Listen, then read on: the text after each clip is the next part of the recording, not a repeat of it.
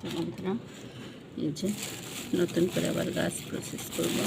তো কী করছি দেখো, আমি বাইরে একটা পুরোনো বালতিতে আমি যে সবজির খোসা অল্প কিছু গোবর চা, যে চাটা আমরা খেয়ে ফেলে দিই, এগুলো দিয়ে আমি কম্পোস্ট সার তৈরি করেছিলাম।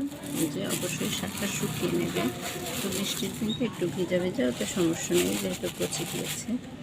তো এই যে, আর এই বালতিতে ছিল আমার পুরোনো যে গাছটা, ওটা নষ্ট হয়ে গেছে, এখন প্রসেস করব।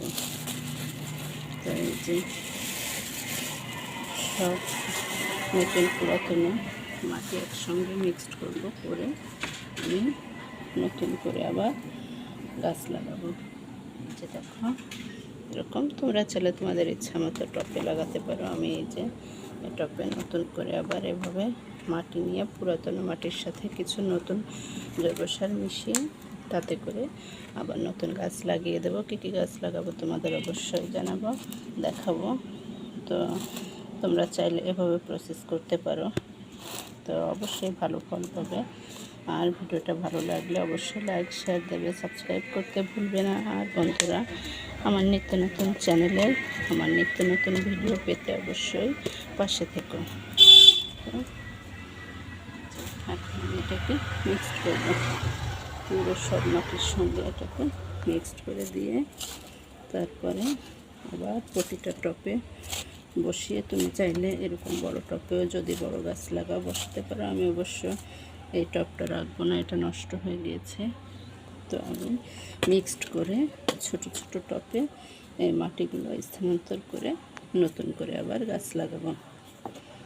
তো বন্ধুরা, যারা বাগান করো, শখের বশে হোক প্রয়োজনে হোক, তোমরা যখন নতুন করে গাছ লাগাবে, পুরাতন গাছটা মরে যাওয়ার পরে অবশ্যই তোমরা পুরনো মাটির সঙ্গে নতুন কিছু এভাবে সারযুক্ত মাটি বা জৈব সার পারলে এভাবে তৈরি করে নেবে এবং এভাবে গাছ লাগাবে, দেখবে নতুন করে আবার সুন্দর করে গ্রোথ হবে, গাছে সহজে ফলন দেবে।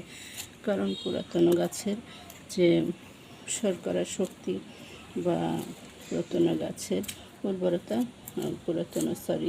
এই মাটির উর্বরতা সব নষ্ট হয়ে যায়। তার জন্য যখনই নতুন করে গাছ লাগাবে, এই টবে পুরনো মাটির সাথে অবশ্যই তুমি এইভাবে কিছু জৈব সারযুক্ত মাটি অ্যাড করে দেবে, তাহলে দেখবে ভালো ফলাফল পাবে।